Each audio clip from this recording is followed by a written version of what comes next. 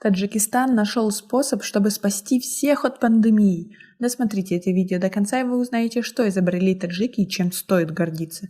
Подписывайтесь на наше обновление, чтобы быть в курсе о всех новинках на нашем канале. Раньше Таджикистан закупал средства дезинфекции за границей, но из-за перебоев с поставками власти предложили производить санитайзеры местным предпринимателям.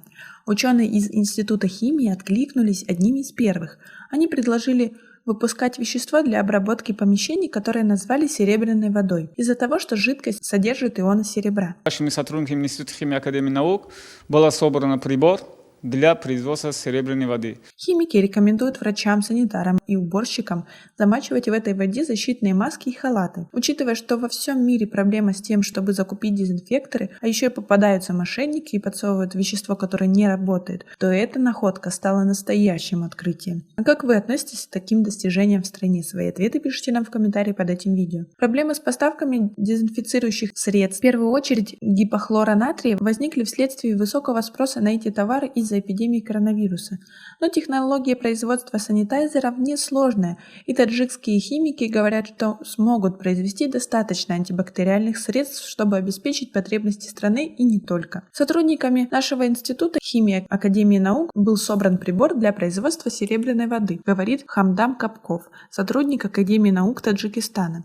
Производительность на данный момент 200 литров в сутки, но по необходимости мы можем ее увеличить. Находятся тут серебряные электроды, которые происходит электролиз, и после электролиза выходит уже готовая продукция. В ближайшее время институт собирается предложить свою продукцию десяткам текстильных предприятий Таджикистана, которые перешли на производство медицинских масок. У ионов серебра есть антибактериальные и антигрибковые свойства. Есть надежда, что у них будут и антивирусные свойства, говорит Капков. Мы рекомендуем в этой воде замачивать все защитные маски, халаты, а затем сушить и использовать в обычном режиме. Таким образом, многим врачам будет спасена жизнь, ведь в странах, где эпидемия бушует, очень часто болеют врачи, а с таким дезинфектором риск заражения резко падает. В Таджикистане, по официальной информации, пока нет ни одного заразившегося коронавирусом.